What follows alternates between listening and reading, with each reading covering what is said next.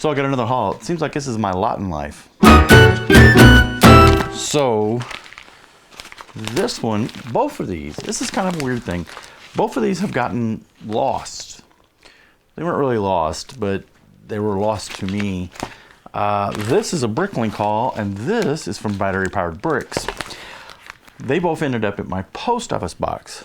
Now, Brian from Battery Powered Bricks, I don't know that I sent him some train lock-ons for my 9-volt, and he fixed them up, put some new wires for them, and that's in here. We're going to take a look at that. And this is an order. Now, he would have only had my post office box because I don't think I remember to send him my address, and I'm sure he used the return address of the things that I sent him to return it, and that would have been my post office box. So that's my fault. This, I'm not 100% sure, but this is an order that has been stuck, and I kind of was following up on my Bricklink orders and was like, okay, this one says it's delivered.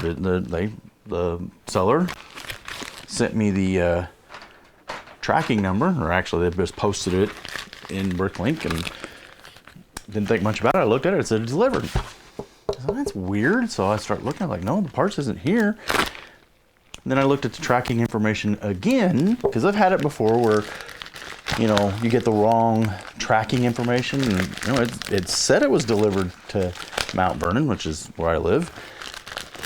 But then I noticed it said P.O. Box. How did it get to my P.O. Box?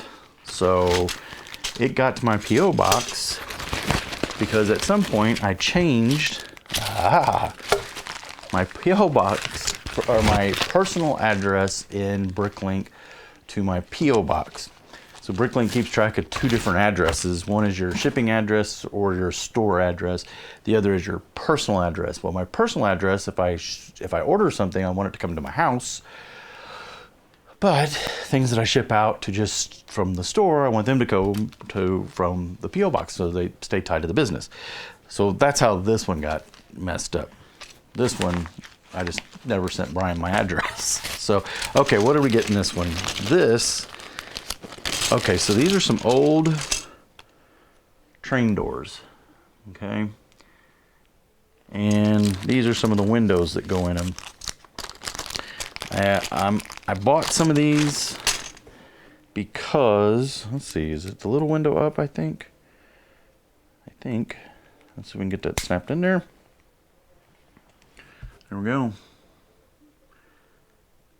I bought some of these because I'm getting ready to work on some daylight cars, some Southern Pacific Daylight. I'll insert a picture of a real Southern Pacific Daylight right here. I'm building one for Dakota. Dakota knows that the Freedom Train was a daylight that was painted red, white, and blue. And I like the Freedom Train, and for whatever reason, he likes the daylight, even though it's the same train. But he likes it in the orange and black livery, orange, red, and black livery. So we got the train pretty much done. I think we've seen it on the channel. But I need to make some cars. So we're still working. I'm looking at it over there. It's actually sitting on the lamp. This is dark blue track, the old style track. Sort of the old style track that doesn't have the little thingies on the end. It's the new style, old style track. But at any rate, I use these as guardrails in the bridge, in the big bridge on the train layout. And I have decided to turn the whole inside loop into R104 9-volt. So that's the Brick FX wide radius 9-volt track, and that's a little bit of what's on here too. But when I pull that up, I had a Trix Bricks crossover switch, the double switch, the 4-way switch. I don't know what it's actually called. It's the same switch that Lego made. They made a clone of it, and theirs actually worked. Whereas Lego's version of the switch would actually crash your trains if you weren't paying attention. it was injection molded. It was also not 9-volt, so it had to come out. Well, in the process of getting that out, I'm going to have some dead spots where I need some more guardrail, and I didn't have any, so I ordered guardrail. They had it in stock where I got the doors. Okay, so that's the Bricklink order, and there'll be more to come with that, because both of those will end up in future videos for the Southern Pacific and the train layout switch over to 9-volt. So, okay. Again, this is battery powered bricks. This is Brian. He's been on the A-Full podcast. Check out the A-Full podcast. He's got a cool channel. Check out his channel.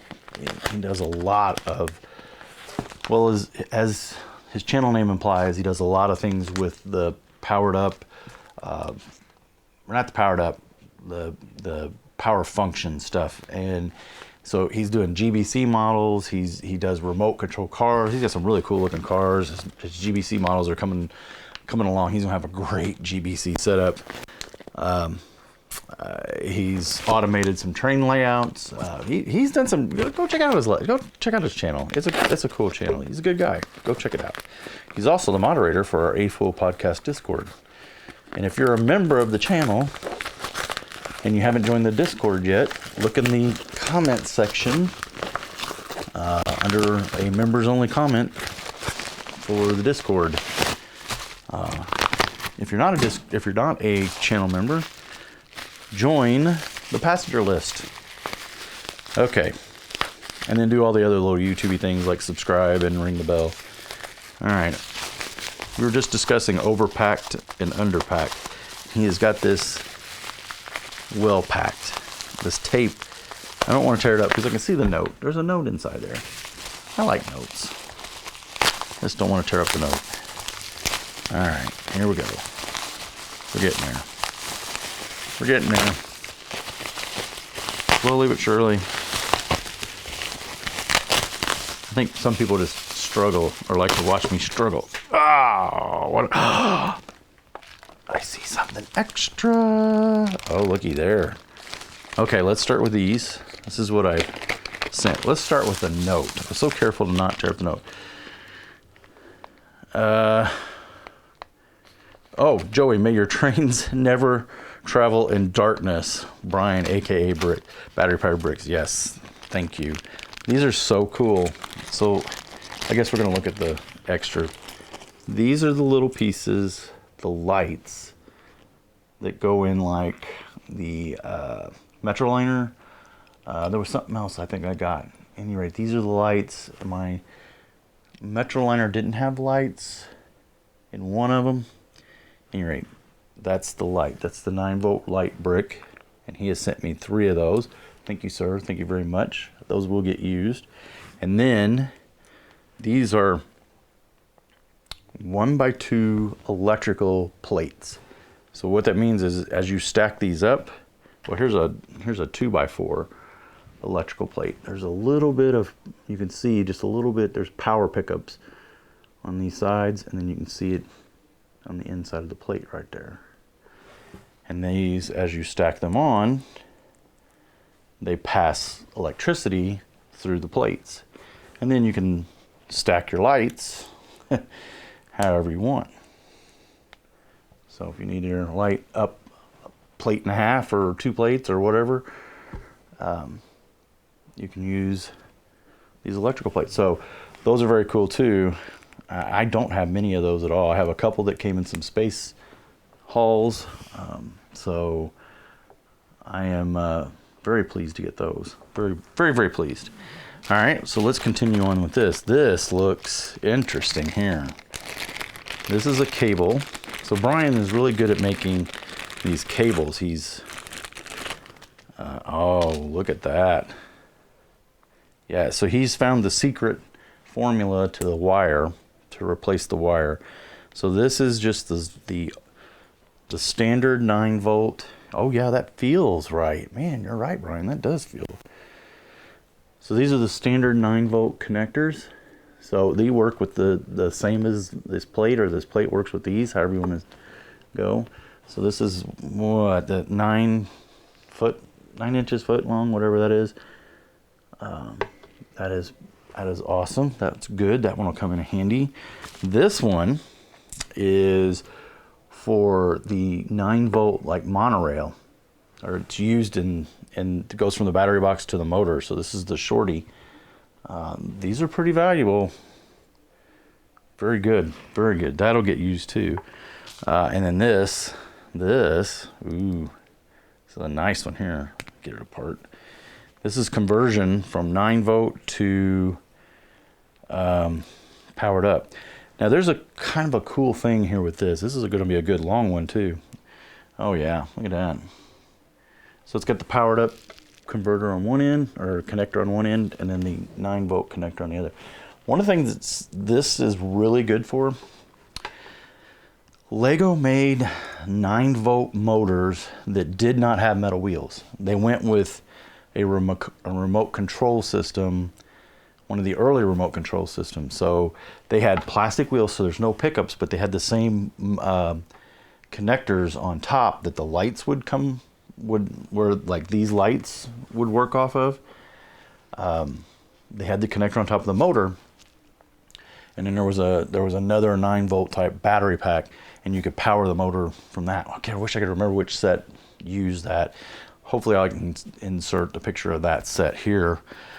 But those motors kind of go cheap on the secondary market now, because I don't think a lot of people want to mess with a battery pack and a 9-volt motor. They typically go cheaper than like a regular 9-volt regular 9-volt motor with the metal wheels. Now here's the advantage to those. With a cable like this, which is these are rare as hen teeth right here too. You can use those motors as a secondary motor with your powered up, not powered up, with your power functions system. So if you want to build a bigger train, you grab those motors in one of these cables, and you hook it into your power functions, and now you can have a dual motor train. So pretty handy, pretty handy.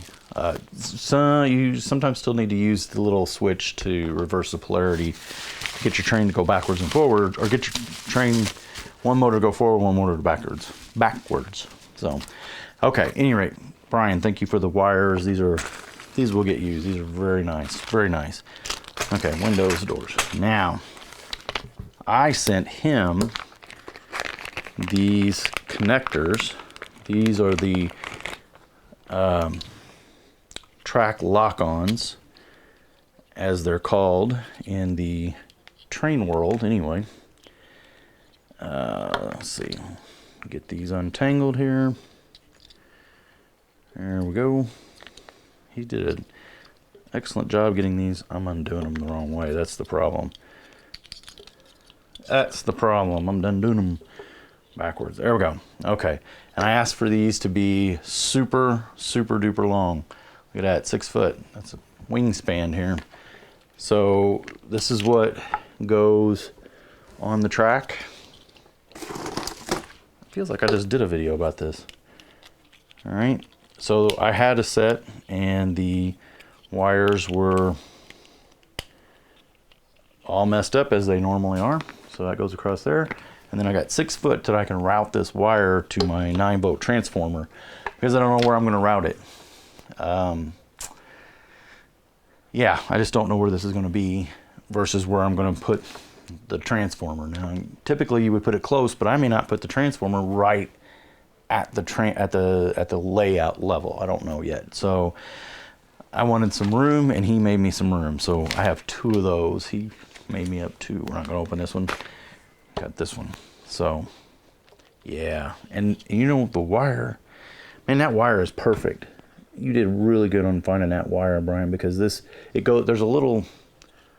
slot underneath the track that wire has to run through, right? And if the wire runs through that slot, it can still lock down into a plate or whatever you have underneath. So that wire is perfectly fitted for that little slot. So perfect. So Brian, thank you. 2 thumbs up. Check out his channel. We'll keep the note. And doors and doors for the daylight, and dark bluish gray straight train rails for the bridge as guardrails. So yeah, and guardrails, by the way, are so if you look at a train track going over a bridge, especially an old trestle bridge, or they still use them in modern day, you'll see a set of rails, and they just use rails because that's what railroads have. There's no sense of buying or having something made new. They just take sections of rails and they run it inside the regular rails. Usually they bend them in on the ends, kind of make a little wedge. But the guardrails keep the rail trains' wheels from running off the track. So it helps reduce the chances of an actual derailment of a rail train on a bridge. I don't know how well it works in practicality, but that's what they're there for. And I decided to model it in my train layout. So yeah, that's what that's for. Okay, that's everything in this haul, and hopefully with these hauls out of the way, maybe I'll actually get to making some more videos about the layout again. So, or the city. Sorry, Earl, I kept calling it a layout. The Lego city. So, all right, that's it. Thanks for watching. So you've made it to the end of the line. Must mean it's comment contest time. I showed set 7898 in the video. It had the remote control battery thing. That was the cargo train. There was also a passenger train in 2006. What was the name? No. What was the number? First correct answer in the comments, and I'll pin you to the top.